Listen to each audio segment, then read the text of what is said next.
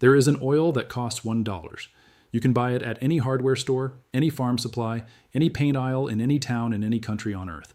And it does something that the $25 billion wood coatings and exterior paint industry has spent over 80 years making absolutely certain you never connect to the weathered, graying timber on your deck, your fence, your siding, and every piece of outdoor wood you own. It does not sit on the surface like paint waiting to crack and peel. It does not build a plastic film like polyurethane that traps moisture underneath until the whole coating fails. It penetrates the cellular wall structure of the wood itself, travels deep into the fiber network between the cell walls, and polymerizes permanently inside the timber, becoming part of the wood at the molecular level, making every fiber it touches waterproof, rot-resistant, and dimensionally stable against the expansion and contraction cycles that split and destroy every surface coating ever applied on top of wood. One application on raw or weathered timber. That is all it takes. The gray-cracked, sun-destroyed surface of a deck that every contractor in town has told you needs to be stripped, sanded, and refinished for $2,000, restored to deep, warm, waterproof timber in a single afternoon for under $5. And the protection it delivers does not peel, does not crack, does not blister, and does not require reapplication for years because it is not on the wood. It is the wood. A furniture restorer in rural Vermont documented this process on a set of outdoor teak chairs in 2008 after a deck refinishing company quoted her $1,400 to strip and refinish her entire back deck. The cedar planks had gone silver gray after 4 New England winters, with surface checking visible along the grain lines and the first signs of fiber separation appearing at the board ends. She applied raw linseed oil, pressed from flax seeds, unmodified, the same oil that Egyptian craftsmen rubbed into wooden artifacts 4,000 years ago, to every surface of every plank with a cotton rag, working it into the grain until the wood stopped absorbing and the surface showed a uniform wet appearance. She applied a second coat 48 hours later. The deck did not look refinished.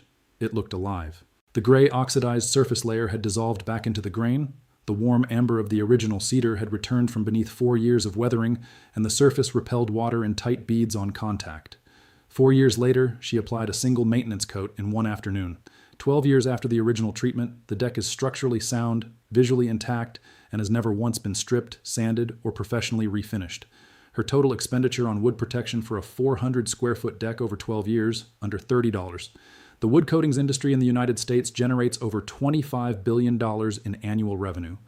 Deck refinishing services alone cost American homeowners an average of $900 to $2,700 per project, and the industry recommends refinishing every 2 to 3 years for most exterior wood surfaces. Over a 30-year mortgage, that single line item, deck refinishing, represents between $9,000 and $27,000 in contractor invoices for one wooden platform behind your house. Multiply that across the 75 million single-family homes in America with exterior wood surfaces, decks, fences, siding, pergolas, wooden window frames, exterior doors, and the total annual revenue flowing from homeowners to contractors and coating manufacturers for basic wood maintenance exceeds numbers that make the automotive rust industry look modest. And every dollar of that revenue depends on one assumption being maintained without challenge across every television commercial, every home improvement magazine article, every contractor recommendation, and every hardware store product placement: that wood requires ongoing, recurring, professional-grade coating products applied by trained tradespeople, or at minimum with expensive branded consumer products to remain protected from weathering. That assumption is false. It has always been false. And the oil that proves it false has been growing in fields of blue-flowered flax plants since before recorded human history. The wood coatings industry's relationship with linseed oil is one of the most instructive case studies in deliberate commercial suppression in any industry. Linseed oil was not quietly retired from the market because synthetic coatings performed better. Every professional finisher, every furniture maker, every historic preservation specialist who has ever worked with both linseed oil and modern synthetic coatings knows that linseed oil penetration outperforms surface coatings on every metric that matters for long-term wood preservation: moisture exclusion, dimensional stability, biological resistance, and longevity without reapplication. The switch to synthetic coatings after the Second World War was driven entirely by the economics of the coating industry, not by any improvement in actual wood protection. Synthetic alkyd resins, polyurethane formulations, and acrylic latex paints are manufactured products with significant production costs, significant marketing budgets, and a critical commercial advantage that linseed oil can never offer. They fail. They crack, peel, blister, and delaminate on a predictable schedule that drives a perfectly calibrated repeat purchase cycle. Linseed oil does not fail on a schedule. Applied correctly to sound timber, it renews itself with maintenance coats and lasts for the life of the wood. A product that lasts for the life of the wood is not a product. It is a single transaction that ends the customer relationship permanently. And in a $25 billion industry, permanently ended customer relationships are existential threats. This is the moment I need to stop and tell you something important. What you are learning right now is one layer of a much deeper archive of knowledge that billion-dollar industries have systematically buried beneath decades of marketing, product placement, and institutional silence. I put everything, every suppressed formula, every buried method, every permanent cheap solution, inside the complete forbidden camping vault. The full linseed oil wood protection protocol with exact formulations, application sequences, and seasonal maintenance schedules for every exterior wood surface. The $3 tannic acid formula that permanently converts rust on any metal surface. The $1 zinc sulfate liquid that kills roof moss permanently with a garden sprayer. The $3 acrylic liquid that restores foggy headlights to crystal clear in one afternoon. The earth battery blueprint that generates real electricity from copper wire and wet soil. Over 12 guides in one vault, no filler, straight to the knowledge they spent 80 years making you forget. The link is in the description, but stay right here, because the history of this oil is about to take you somewhere that makes everything the paint industry has told you look like the deliberate fiction it has always been. Let me take you back to where this story truly begins, not to a chemistry laboratory and not to a paint factory, but to ancient Egypt, approximately 1500 BC, where craftsmen in the furniture workshops of Thebes are finishing cedar storage chests for a temple administrator's household. The final step is not paint, not varnish. It is golden oil pressed from flax seeds, rubbed into every surface with woven cloth until the wood cannot absorb any more. Left in sunlight for 2 days, the oil oxidizes and hardens into a flexible, water-resistant matrix inside the fiber network. The chest that emerges from that process will be found by archaeologists in a tomb excavation 3,400 years later, structurally intact, the surface of the cedar still showing the warm amber tone the oil produced on the day it was finished. The linseed oil did not preserve the surface. It became the surface, and it lasted 3.5 millennia. Move forward to medieval Europe, where the cathedral construction sites of the Rhineland in the 12th and 13th centuries faced a precise structural problem. Wooden formwork and scaffolding needed to resist rain and moisture for years without failing beneath tons of stone. The solution documented in building records of Cologne Cathedral and Cistercian monasteries in the Rhine Valley was linseed oil. Every structural timber saturated before installation, with annual retreat coats on exposed surfaces. The treated timber resisted biological decay, survived repeated wetting and drying cycles, and in several documented cases was reused in later construction phases generations after original installation. Those records sit in European ecclesiastical archives today. The modern wood coatings industry has never once cited them in any consumer-facing publication. Move further forward to the golden age of maritime exploration, the late 15th and early 16th centuries, where the shipyards of Portugal and Spain are building vessels to carry human civilization to every corner of the globe.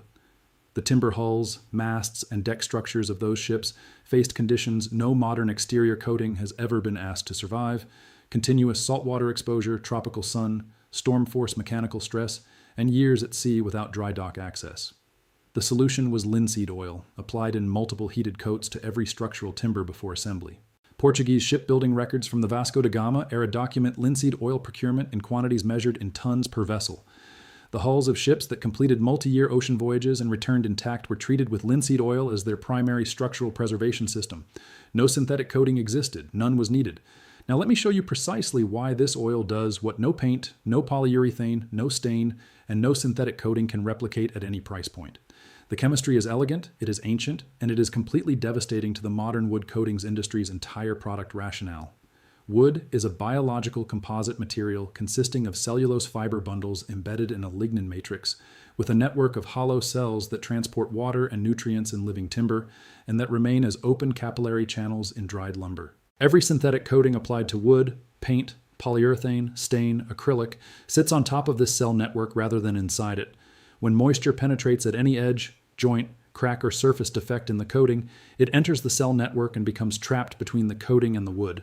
Trapped moisture drives swelling and contraction cycles that stress the coating from below, eventually causing the adhesion failure we see as cracking, peeling, and blistering. The coating does not fail from exposure to the elements on its top surface.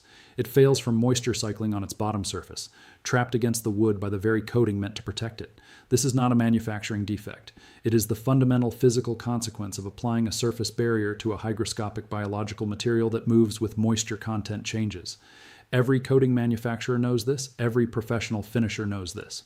The product shelf is stocked with it anyway because the failure cycle it produces is commercially indispensable. Linseed oil operates on the opposite principle. Raw linseed oil has a viscosity low enough to penetrate wood cell walls by capillary action when applied at room temperature to absorbent timber. Once inside the cell wall structure, the oil's fatty acid chains, specifically the alpha-linolenic acid that constitutes over 50% of linseed oil's composition, undergo oxidative polymerization in the presence of atmospheric oxygen. The individual fatty acid chains cross-link with each other to form a flexible, three-dimensional polymer network inside the cell walls themselves. The wood does not have a coating on it. The wood's own cellular structure has been filled with a polymer network that is chemically bonded to the lignin and cellulose components of the cell walls. Moisture cannot enter those polymer-filled cells. The wood cannot absorb water because the absorption pathway has been permanently occluded by the in situ polymerization of the oil. And because the polymer is inside the wood rather than on it, there is no interface between coating and substrate for moisture to penetrate and disrupt. A study published in Wood Science and Technology confirmed that linseed oil treatment of pine timber reduced water uptake by 73% compared to untreated controls after full curing, and that the reduction was maintained without significant degradation after 18 months of outdoor exposure cycling. 73% moisture exclusion from a single $1 per application oil treatment, with no surface failure mechanism possible because there is no surface coating to fail. Purchase raw linseed oil, not boiled, not polymerized, raw, from any hardware store, farm supply, or art supply shop. A quart costs between $8 and $12 and treats approximately 150 square feet per coat. Apply directly to bare or weathered timber with a cotton rag or natural bristle brush, working it into the grain until the surface is saturated and stops absorbing actively. Wipe away any excess pooling after 30 minutes with a clean, dry rag. Allow 48 hours before applying the second coat following the same process. For weathered gray timber, clean the surface with a stiff brush and water first. The gray oxidized layer will dissolve back into the grain within the first coat as the oil rehydrates the desiccated fiber structure. 2 coats 48 hours apart handles most exterior applications. Annual maintenance is a single thin wipe-down coat in under 30 minutes, permanently replacing the contractor refinishing cycle. One critical safety note: rags soaked with linseed oil generate significant heat during oxidation and can spontaneously combust if left bunched or piled. Always spread used rags flat on a non-combustible surface outdoors to dry, or submerge them in water in a sealed metal container before disposal. This is a life safety requirement, not a suggestion. You now know something that the $25 billion wood coatings industry has structured an entire commercial ecosystem to prevent you from discovering. The weathered, graying, checking timber on your deck is not dead wood requiring professional stripping and synthetic refinishing. It is living cellular structure waiting to be rehydrated and sealed by the same oil that Egyptian craftsmen pressed from flax seeds and rubbed into cedar with cloth 4,000 years ago.